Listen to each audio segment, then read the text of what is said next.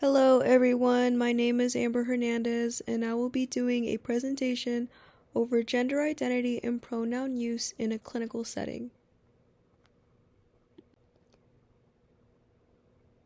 Why is gender identity an important aspect of who we are?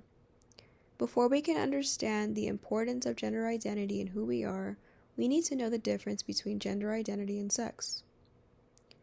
Sex is defined as a person's anatomy at birth, such as male or female, whereas gender identity is a person's expression of their gender, Settle 2022.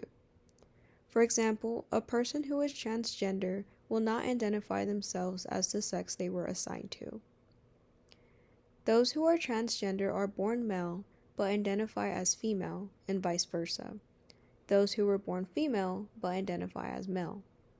It's important to note that transgender and gender non-binary will identify as both, either male or female, or neither.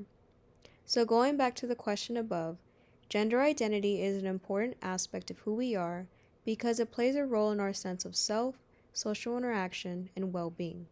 Knowing how to properly identify a person will not only promote inclusivity, but also give the LGBTQIA+ community a sense of belonging.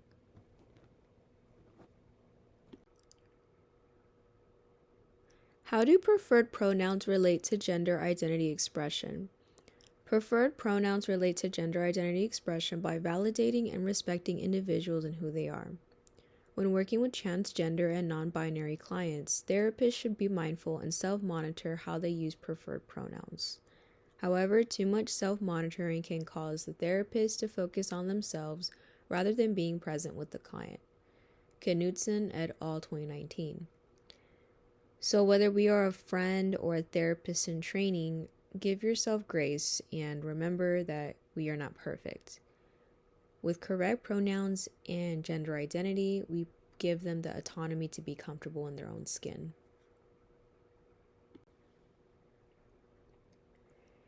In a clinical setting, it is essential for therapists to ask and clarify the client's preferred pronouns. If therapists assume the pronouns of a transgender or non-binary individual, it can ruin the rapport and trust with the client. Knudsen et al. 2019. Additionally, therapists should also clarify their name, since some transgender and non-binary clients don't go by their birth name. Respecting people's pronouns creates a welcome space for those in the LGBTQIA+ community. This can straighten the relationship between the therapist and the client during therapy and/or treatment. Note, Knudsen et al. 2019 states that if a client is in a period of transitioning or exploring, therapists should also be aware that their pronouns may change. For novice therapists, this might be difficult, mainly due to biases and a lack of education on pronouns. If a therapist finds themselves misgendering a client, they should apologize and ask for further clarification from the client.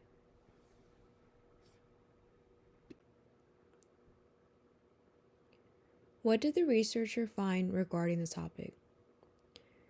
So with this study, researchers wanted to explore the complexity of pronoun use among therapists with transgender and non-binary clients. Knudsen et al. 2019 found that appropriate terminology, being aware of misgendering, and pronoun diversity can help therapists better assist their transgender and non-binary clients. Although additional research is needed, quote, to further clarify ways that pronoun use, transgender inclusive paperwork, and gaining empathy and understanding regarding transgender and non-binary identities affects the provision of therapy. Knudsen et al. 2019. So originally, I thought she and her, he and him, and they and them were the only pronouns that people identify themselves. But there are actually more gender pronouns that I was not aware of.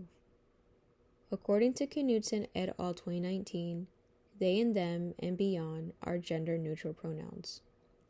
I also learned that non-binary clients use pronouns such as he and him or she and her, including other gender-neutral pronouns at the same time. Other non-binary individuals don't use pronouns at all. When in doubt, therapists should always ask their preferred pronouns. and show empathy when helping their transgender and non-binary clients. For this presentation, being able to learn about gender identity and preferred pronouns has really taught me that the LGBTQIA+ community is on a broader spectrum.